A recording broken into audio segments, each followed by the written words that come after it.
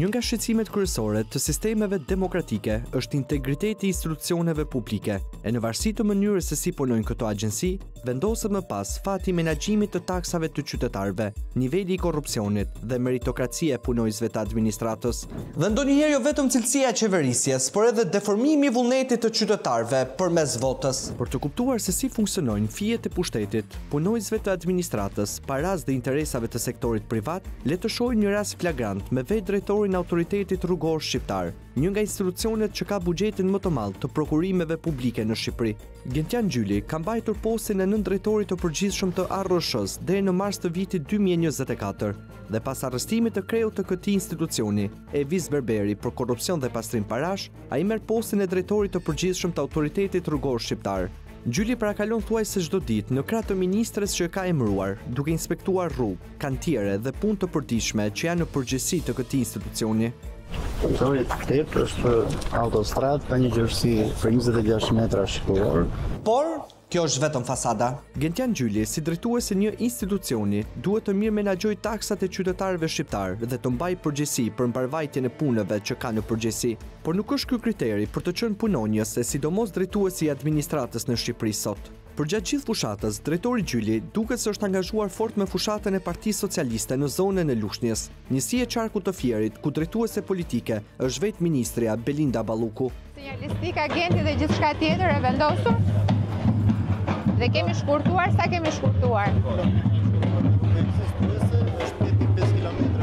Dhe fakti që një drejtor i administratës merr rrogën nga taksat e qytetarëve dhe bën fushat për atë që e ka emëruar në këtë post është shkelja më e vogël. Sepse rastësia e sollit të zbulojmë një detaj skandaloz dhe me konflikt të hapur interesi. Ndërsa kolegja Matilda Prendi po përballej me zotin Gjyli për rrugën pa leje ndërtimi që po bëi në hyrje të Shkodrës, ky i fundit refuzoi të përgjigjej dhe u largua menjëherë drejt makinës, një Forestrat Toyota Land Cruiser me ngjyrë të zezë të vitit 2015 me targ AA 902 MA, e cila nuk është as e tij personale, as autoritetit të rrugëve dhe as e marrë me qera për fushat. Sepse kjo makinë është e regjistruar në pronësi të kompanisë Albavia, shoqëri në fushën e punimeve civile dhe infrastrukturore, e cila ka marrë miliona euro kontrata për punë publike, një pjesë të konsiderueshme nga vetë autoriteti rrugor shqiptar.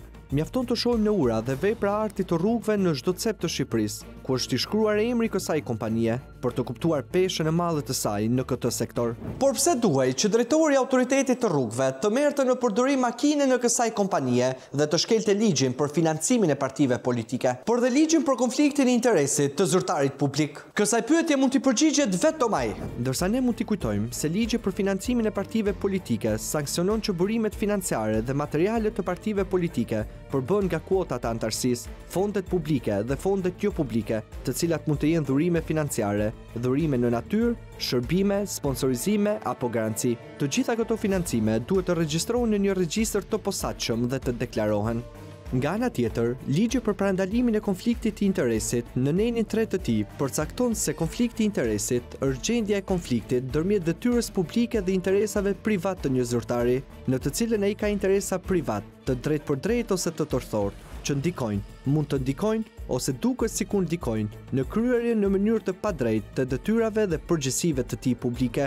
Pra, e sqaruar fare thjesht, një drejtor që ka në dorë të jap para publike në favor të individëve apo kompanive private, nuk mund të pranojë dhurata apo favore nga këta të fundit. Gjë që në fakt është një mekanizëm i përdorur rëndom, jo vetëm në rast fushate për të mbledhur vota, por edhe për të përdorur burime financiare nga subjekte të cilat përfitojnë tendera, të cilët i gjenden afër pushtetit në çdo nevojë që ai ka. Por të sqarojmë pak dhe të flasim për Toyota në përdorim të drejtorit Gjyli dhe çfarë lidhje interesash ka kompania Albavia me të.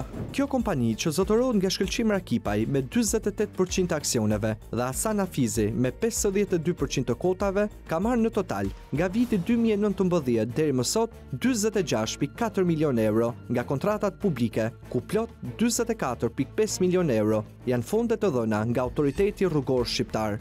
Si operatori vetëm, Albavia ka marrë 3 kontrata nga autoriteti rrugor shqiptar me vlerë 30 milion euro, njëra për plotësimin e punimeve dhe rrugët Lidhsen-Unazën Lindore loti 2, me vlerë 10 milion euro pa TVSH në janar të vitit 2022.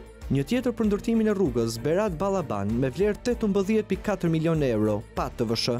e fituar në maj të vitit 2023, ku zoti Gjyli ka mbajtur postin e nëndrejtorit të Arroshës dhe e fundit në nëntor të vitit 2024 për plotësimin e punimeve të segmentit Qukët-Qappëlloq me vlerë 3.35 milion euro pa TVSH, ku zoti Gjyli është ai që ka shpallur garën dhe ka firmosur kontratën.